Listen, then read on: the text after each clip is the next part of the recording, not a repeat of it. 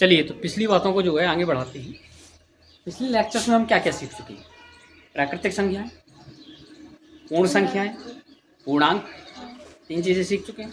ठीक है, इसके बाद आगे बढ़ेंगे तो परिमेय संख्याओं के बारे में हम समझेंगे। तो परिमेय संख्याओं की सबसे पहले हम एक डेफिनेशन समझ लेते हैं, परिभाषा समझ लेते हैं। ठीक है ना, रैशनल नंबर्स इंग्लिश में बोलते हैं। क्या है परिभाषा? ऐसी संख्याएं जिन्हें P/Q के रूप में हम व्यक्त कर सकते हैं, मतलब लिख सकते हैं, परिमेय संख्याएं कहलाती हैं। और जहाँ कुछ लिखा है P और Q पूर्णांक होनी चाहिए, Q does not equal to 0, मतलब Q 0 के बराबर नहीं होना चाहिए। ठीक, तो फिर कुछ एग्जाम्पल लिखे हमने, आपको समझ के बताना है कि परिमेय संख्याएं है या नहीं। ठीक है ना, तो भारती बताएंगे 2/5 ये परिमेय संख्या है कि नहीं है? चलिए इसमें हम एक का निशान लगाएंगे। ये परिमेय संख्या है नहीं है?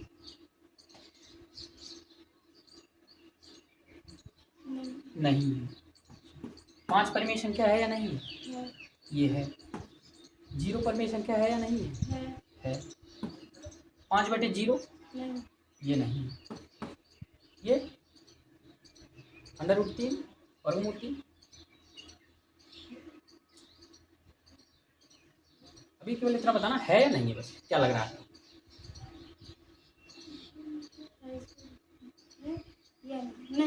नहीं, इनको कह रही है नहीं। ठीक है, अब एक एक करके चेक करते हैं कि आपका आंसर कौन सा सही है कौन सा गलत है। सबसे पहले हमने 2/5 की बात करी, तो 2/5 परिमेय संख्या है और आपने भी बोला है कि हाँ है। ठीक है, तो ये एकदम राइट आंसर है। दूसरे वाले में आपने कह दिया कि नहीं। अब दूसरे वाले को देखते हैं जरा कि इन्होंने जो है गलत करा है ना। अब ये गलत है या सही है देख लेते हैं। अपन को कुछ नहीं करना है, पर एक परिभाषा पढ़नी है और ये जो कंडीशन लगा रखी है इन्होंने, ये शर्तें दी हैं, इन शर्तों को फॉलो करवा देना है, अपने आप पता चल जाएगा परिमेय संख्या है नहीं। सबसे पहले तो बात करते हैं क्या इसको हमने P/Q के रूप में लिख दिया है। अरे P/Q क्या है? अंश बटे हर। ऊपर कुछ होना चाहिए, बटे का चिन्ह होना चाहिए और नीचे हर होना चाहिए। तो क्या अंश बटे हर के रूप में लिख पा रहे हैं? तो बिल्कुल पहले से लिखा है वो, तो हमें लिखने की क्या जरूरत है? अरे बटे के ऊपर वाला हिस्सा अंश हो गया, नीचे हर हो गया, तो अंश बटे हर के रूप में P/Q के रूप में तो लिख दिया ना हमने। ठीक है, इतनी बात तो हो गई क्लियर, भाई लिख तो दिया हमने। अब एक और बात करते हैं, क्या P और Q दोनों पूर्णांक हैं? पूर्णांक तो जानते हैं ना हम लोग। अरे प्राकृतिक संख्या, पूर्ण संख्या और पूर्णांक, पूर्णांक में कौन थी? प्लस वाली, माइनस वाली, है ना, 0 भी शामिल था। तो इसको हमने देखा, ये ऊपर वाला P है ना, और ये Q है। P और Q दोनों पूर्णांक होने चाहिए, तो ऊपर और नीचे वाले को चेक करो, क्या पूर्णांक है दोनों? क्या जो पूर्णांक हमने पढ़े थे क्या उनमें माइनस की संख्या नहीं आ रही थी? तो फिर क्यों बोल रही हो नहीं? ये 17 भी दोनों है, P और Q दोनों पूर्णांक है। और जब दोनों पूर्णांक है तो ये बात भी मान ली उसने, ये वाली भी बात मान ली। अब बात करते हैं ये वाली, क्या Q 0 के बराबर नहीं है? ये नहीं होना चाहिए, Q 0 के बराबर नहीं होना चाहिए। Q मतलब नीचे वाला हिस्सा, नीचे वाला हिस्सा 0 नहीं होना चाहिए, तो 0 नहीं है क्या? अब सभी शर्तें तो इसने मान ली, अब क्या रह गया? जब सब शर्तें मान ली हैं तो हम चिल्ला चिल्ला के कह सकते हैं कि 15 एक परिमेय संख्या है। तो आपका आंसर ये गलत है, ये परिमेय संख्या है। अब बात करें हम 5 की, तो 5 में भाई डाउट आया कि सर इसको P/Q के रूप में तो लिखा नहीं है, फिर कैसे हो गई परिमेय संख्या? खैर आपने तो सही का टिक लगाया है ना, लेकिन मन में डाउट आ सकता है कई बच्चों के कि भाई P/Q के रूप में तो लिखा नहीं है, फिर कैसे हो गई? तो हमने कहा कि P/Q के रूप में या तो लिखी हो पहले से, नहीं तो उसमें लिखा है कि व्यक्त कर सके, मतलब लिख सके, कोई अपने पास एक ऐसी व्यवस्था हो कि लिख सके। हाँ लिख सकते हैं, बटे पे अपन जानते हैं कि 1 लिखने से कोई फर्क नहीं पड़ता, तो 5/1 जो है ये P/Q के रूप में तो हो गया। अब जल्दी जल्दी चेक कर लेते हैं P और Q पूर्णांक है क्या? यस, दोनों पूर्णांक है। अरे Q नीचे वाला 0 तो नहीं है? नहीं है, सारी शर्तें मान ली उसने, कोई हमें दिक्कत नहीं, बिल्कुल हमें झिझकना नहीं है। इसको परिमेय संख्या बोलते हैं, डंके की चोट पे कह सकते हैं कि ये परिमेय संख्या। अब बात करते हैं 0।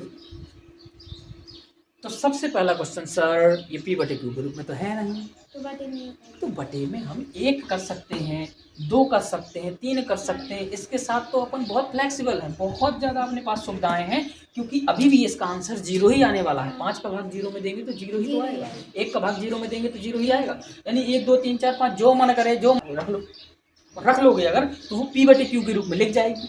तो पहली बात तो मान ली उसने। दूसरी और चेक कर लो, P और Q पूर्णांक नहीं है क्या? तो आपने कहा हाँ 0 पूर्णांक होता है, बिल्कुल होता है नहीं होता? और 5 भी है, तो ये वाली शर्त तो मान ली। और तीसरी में जैसे ही आपका सर गलत हो गया, 0 आ गया, 0 आ गया, तो मरना नहीं, ध्यान से देखना है। हमने ये नहीं कहा कि जीरो आना ही नहीं चाहिए, हमने कहा नीचे नहीं आना चाहिए। Q does not equal to, नीचे वाला जीरो नहीं होना चाहिए। तो नीचे वाला जीरो है क्या? नहीं। ऊपर वाले को तो हमने कुछ नहीं कहा, तो फिर कहें तो फिर परेशानी नहीं है। इसका मतलब ये भी परिमेय संख्या है। अब बात आई इसकी बात आई तो हमने कहा अरे पी बटे क्यू ग्रुप में तो लिखी है, बिल्कुल सही बात है ना। अब बस दिक्कत आ गई जीरो वाली। जीरो को एक बार चेक करना पड़ेगा, कहीं ऊपर वाला मना किया था कि नीचे वाला? हमने नीचे मना किया था। क्यू नीचे वाला क्यू है ना, पी बटे क्यू, क्यू जीरो नहीं होना चाहिए। ये तो वो पहले से बैठा है, पहले से बैठ गया, बिल्कुल बोरी होगी बिस्तर बांध के इसको, है ना, तो तुरंत कह दो कि ये परिमेय संख्या नहीं। अब बात करते हैं इसकी। ये थोड़ी सा अजीब है, आप देख रहे होगे, आपके लिए पहली बार हो सकता है। तो इसको हम बटे में एक तो लिख सकते हैं, इतनी बात तो क्लियर है। तो पी बटे क्यू के रूप में तो लिख दिया। हमने चेक किया नीचे वाला जीरो नहीं होना चाहिए, बिल्कुल जीरो नहीं है। दिक्कत कहाँ है फिर? ये परिमेय संख्या है कि नहीं है? तो एक चीज ये चेक करनी है, पी और क्यू पूर्णांक है कि नहीं। तो आपने कहा सर एक तो पूर्णांक है, बिल्कुल है, दौड़ लगा के। ऊपर वाले को समझ में नहीं आ रहा है लिखा क्या है, तो ये समस्या है। अब ये समस्या है तो इसको समझना पड़ेगा, फिर हमें वर्गमूल समझना पड़ेगा। क्या समझना पड़ेगा? वर्गमूल, है ना। जब तक वर्गमूल समझेंगे नहीं तब तक हमें समझ में नहीं आएगा कि ये क्या है। ठीक, तो इस चिन्ह का मतलब है वर्गमूल। यहाँ दो बैठा रहता है, क्या बैठा रहता है? दो। और अगर यहाँ तीन बैठ जाए तो वो घनमूल हो जाता है। क्या हो जाता है? घनमूल, ठीक है ना। तो ये रूट का चिन्ह है, और जब कोई नहीं है तो अपन दो मानेंगे, और दो अगर दो बैठा है तो वो वर्ग कहलाता है, वर्गमूल। कौन सा? वर्गमूल। तो वर्गमूल होते क्या है भाई? तो वर्गमूल वो है जिस किसी संख्या का वर्गमूल वो होता है कि हम दो बार उसी संख्या का गुणा कराएं, वो वाली संख्या आ जाए। जैसे हमको 3 गुणे 3 कितना आया? 9। तो याद रखना ये जो 9 है ये 3 का क्या है? वर्ग। क्या है ये 3 का 9 कौन लगता है? वर्ग। और लेकिन 9 का 3 कौन है? 3 के बारे में पूछे तो 3 वर्गमूल है। कौन है? 3 वर्गमूल। यानी जिस संख्या का दो बार गुणा कराने पे कोई संख्या आ रही है तो वो जो संख्या है वो कहलाएगी वर्गमूल। दो बार गुणा कराने पर जो आंसर आ रहा है वो वर्ग कहलाएगा। क्या कहलाएगा? वर्ग। जैसे हमने कहा 4 गुणे 4 बराबर 16, तो 16 क्या है? वर्ग। 16 वर्ग है। क्या है? और 4 क्या है? 4 वर्गमूल है। क्या है? वर्गमूल। ठीक है ना, 4 वर्गमूल।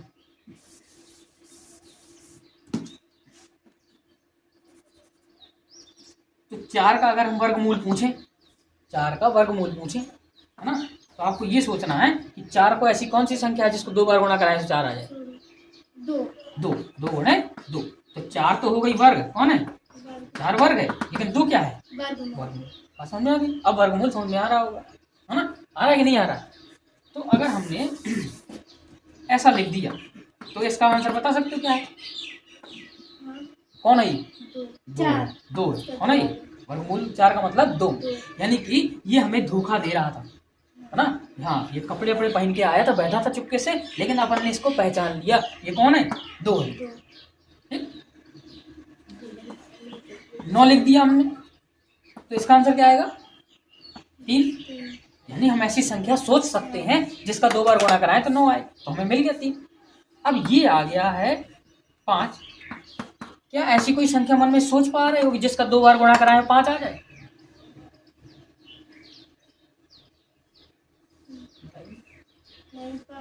नहीं, अब संख्या कोई ऐसी नहीं मिल रही है भाई। 4 तो मिल गया, 4 में मिल गया 2, 9 में मिल गया 3, 16 में मिल जाएगा अपन को। कितना? 4 4 16। लेकिन 5 में नहीं मिल रहा है, अंडर रूट 5 में नहीं मिल रहा है, अंडर रूट 3 में नहीं मिल रहा है, अंडर रूट 7 में नहीं मिल रहा है। यानी कुछ ऐसे वर्गमूल हैं जिनके वर्गमूल अपन को पता नहीं है, निकाल नहीं पा रहे हैं। मतलब पूरा पूरा नहीं निकलेगा, निकलेगा तो दशमलव में आएगा। और हम तो ये बात कर रहे हैं ना कि ऊपर वाला कैसा होना चाहिए? पूर्णांक। और पूर्णांक का मतलब है यही होता है पूरा पूरा, आधा पौना डेढ़ ऐसा नहीं, सवा नहीं, पूरा पूरा। समझ गई? तो पूरा पूरा अगर है तो अगर हम ये लिख दें कि अंडर रूट 4 को पूछने की बताओ ये परिमेय संख्या है कि नहीं है, तो ये है। इसका मतलब रट्टा नहीं मारना है कि बस ये चिन्ह देखा सो डर गए, क्योंकि भाई साहब ने बता दिया था कि चिन्ह खतरनाक होता है, चिन्ह आया तो बस समझ लो कि वो परिमेय संख्या नहीं है। ऐसा नहीं है, ये चिन्ह भर से नहीं डरना है ना। सबसे पहले तो इसको पी बटे क्यू के रूप में लिख दो, तो पी ऐसे लिख सकते हो।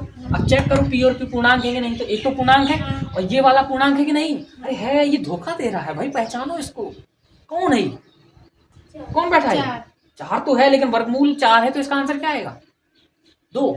कितना आएगा आंसर? 2 आएगा। यानी हम इसको ऐसे भी तो लिख सकते हैं, 4 का वर्गमूल 2, 2/1। अब बताओ ये पूर्णांक है कि नहीं है? अरे तो ये पूर्णांक है, क्योंकि ये रूप बना के बैठा है। इसका असली आंसर कौन है? 2 है। 2/1, समझ रहे हो? लेकिन अगर √3/1 लिख दिया तो इसका अब कोई असली रूप नहीं निकाल पाएंगे अपन, क्योंकि ये इसका वर्गमूल है नहीं अपन को पता, पूरा पूरा वाला नहीं पता। दशमलव में रखना होगा तो दिक्कत पड़ेगी, फिर दशमलव रख देंगे तो फिर पूर्णांक कैसे होगा वो? बात समझ में आ रही है? तो इतनी बात समझनी है कि अगर ये चिन्ह लगा है तो डरना नहीं है। अब बताना जरा ये पूर्णांक है कि नहीं? बताओ ये पूर्णांक है कि नहीं? सॉरी, पूर्णांक भूल गया मैंने। परिमेय संख्या है कि नहीं? हाँ, ये परिमेय संख्या है कि नहीं? हाँ, ये परिमेय संख्या है कि नहीं है? परिमेय संख्या है ही? कोई संख्या सोचो, 2 बार गुणा कराओ 15 आ जाए। नहीं आएगा ना? ये भी परिमेय संख्या नहीं। तो बात समझ में आ गई? तो पहले सबसे पहले क्या पढ़ा था अपन ने? प्राकृतिक संख्याएं। फिर क्या पढ़ा? पूर्ण संख्याएं। फिर पूर्णांक, और पूर्णांकों के बाद क्या पढ़ लिया? परिमेय संख्या। अब सवाल आता है कि